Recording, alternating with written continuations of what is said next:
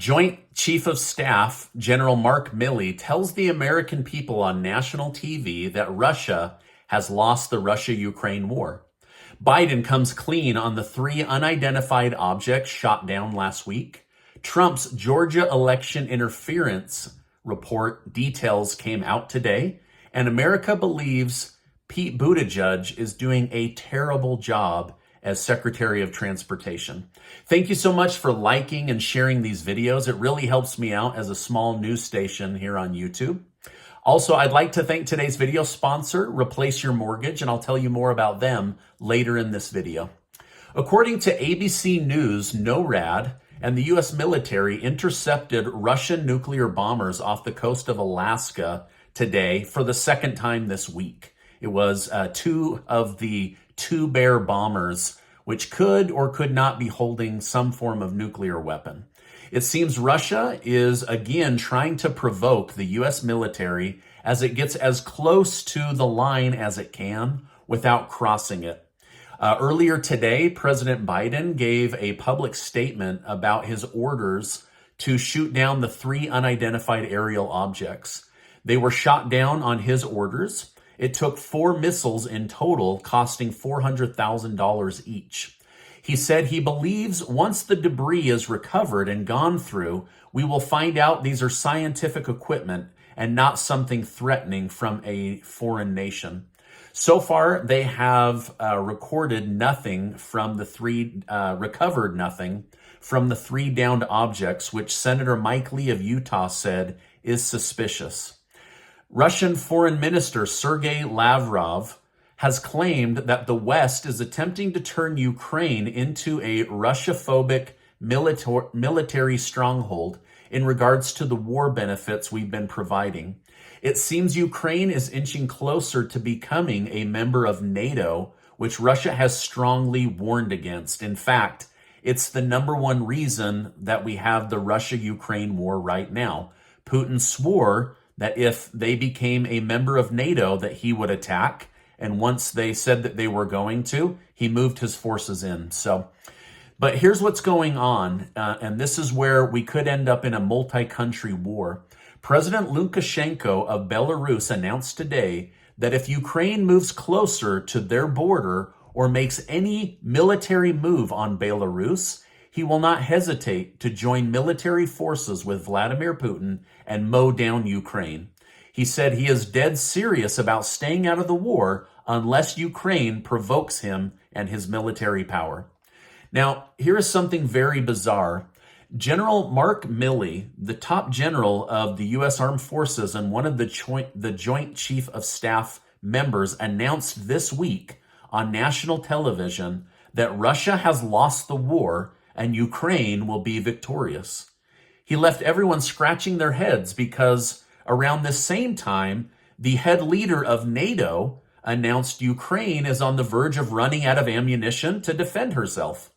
Meanwhile, according to Colonel Douglas Macgregor, his sources tell him that Ukraine has over 60,000 rounds of ammunition they can fire through each and every day, which is 10 times the amount that Ukraine has until they run out of ammunition. So why would General Mark Milley go on national television and tell the American people that Russia has lost the war when clearly they have not? Do you think that this is to rally us before they announce another big spending package? Is this to buoy up the hopes of people in Europe? Or is this just flat out lies to try to deceive the American people? Let me know your thoughts down below, please, in the comments section.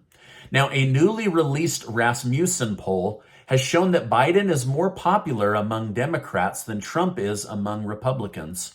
While a whopping 82% of Democrats pledged their support for Biden, only 74% of Republicans pledged their support for Trump. So although Democrats don't want Joe Biden to be their party leader, if he is the party leader, 82% say that they will support him. Meanwhile, Trump is losing ground with Republican voters. Now, the national polls also predicted that in a Biden versus Trump head-to-head vote-off, that Biden is up by 3 percentage points as of right now. So both parties silently wish there were other people to choose from and vote for, but this is the situation right now if these two men end up running against each other. Donald Trump's election claims have been shut down again by a grand jury in the state of Georgia. The jury stated, "We find by unanimous vote that no widespread fraud took place in the Georgia 2020 presidential election that could result in overturning the election." So basically, there was some, but not enough to flip the election. This ruling is horrible for Trump because he continues to say that there was widespread election fraud, which is hurting his reputation as people are waiting for evidence to come forward. However, on the other side, the grand jury was unable to show that Trump did anything illegal to interfere with the outcome or broke any laws as far as witness intimidation or getting the Secretary of State Raffensperger to flip the election. So if you go and read the headlines are basically lead you to believe that Trump was found guilty and is a criminal and has done something wrong. But as you read through the article, it's just another giant nothing burger. All right, now I have a lot more to share with you, but first let me take less than 60 seconds to tell you about today's video sponsor. My friends at Replace Your Mortgage can show you how to pay off your home in 5 to 7 years. Before 1913, mortgages functioned in a way that allowed us to pay them off faster. Well, the government and banks didn't like people having all that extra money, flexibility, and freedom, so they created the 30-year mortgage to trap you financially. New data, however, shows most people waste more money on mortgage interest than they ever save for themselves or their own future. Now, I believe a portion of all you earn is yours to keep, yet modern banking is set up to capture as much of your money as it can. My friends at Replace Your Mortgage will show you how to pay it off in 5 to 7 years using the same budget you have now. Click the link below and go learn about it right now. Okay, back to Donald Trump. He has attacked a conservative advocacy group named the Club for Growth after they didn't invite him to their annual donor retreat.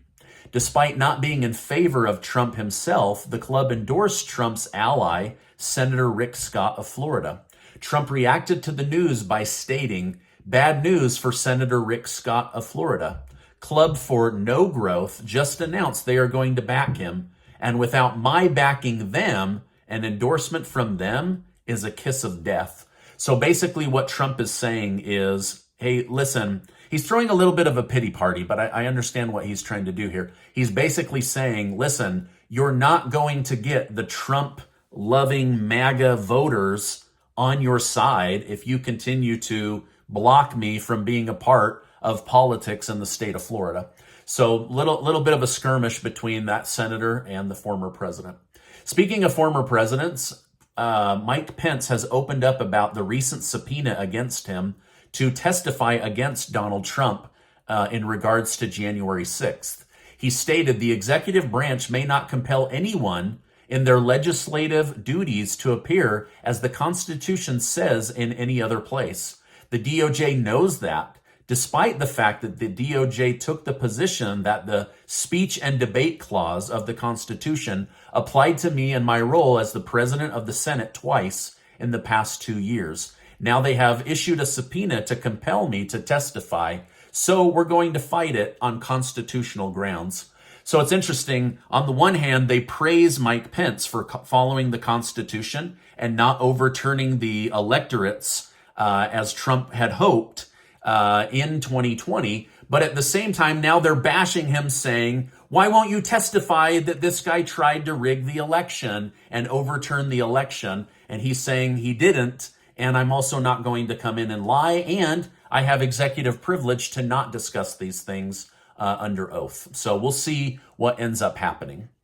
The stock market is red today, with all major indexes being down on average 1.5 points on the day, as the market reacts to additional inflation data that was negative. Gold and silver were basically neutral, but Bitcoin and Ethereum saw a nice jump in the last 24 hours.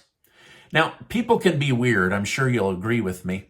Winnie the Pooh and his friends from the 100-Acre Woods turned 100, which means they now belong to the public domain. A movie maker has made a new film called Winnie the Pooh, Blood and Honey, where Pooh Bear and Piglet go on a killing spree. Anyway, it looks really gross and really gruesome. I'm really disappointed that this movie was made, but wanted to let the parents out there know, don't rent this movie, don't put this on. This is absolutely not for children. Breitbart News has been interviewing people dealing with the train explosion in the state of Ohio. And basically they're saying, listen, we're having stomach aches, pain in our abdomen. People are coughing up blood. So there's a lot of health issues going on in the area since the explosion of this vinyl chemical that was in these train cars.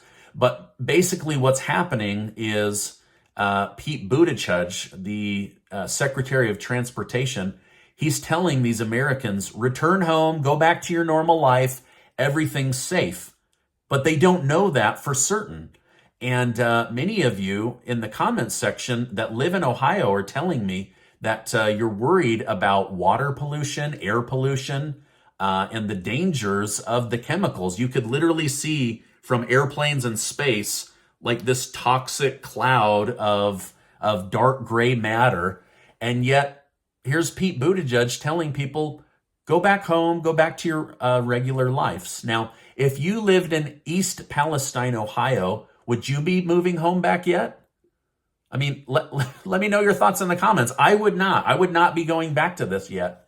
And I see people in the comments section from previous videos saying that they live nearby and that they're not feeling well, that their animals are sick or dying. People are seeing hundreds or thousands of dead floating fish in the streams and tributaries nearby. Yet again, Pete Buttigieg is saying, ignore all of this. Your health will be fine. Go back home. It's very suspicious. And why they were trying to cover this up and not let the media talk about this makes it double suspicious for me. All right, now Casey and I are giving away $10,000 in cash thanks to generous video sponsors like today's video sponsor.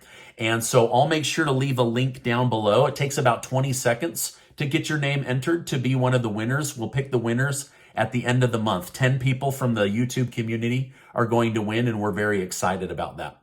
All right, now if you have home equity, decent credit, and a desire to pay off your house really fast, then use my friends at Replace Your Mortgage. They are the best. Casey and I have been following their protocol, and we're very, very happy. And I'll make sure to leave a link down below. Now, before you go, I want to remind you that you are amazing. Just in case nobody tells you that today, I'm telling you right now. Hey, before you go, do me a favor. Check out this super important video and hit that subscribe button and notifications so that you can be kept up to date on what's going on in the world and in our country.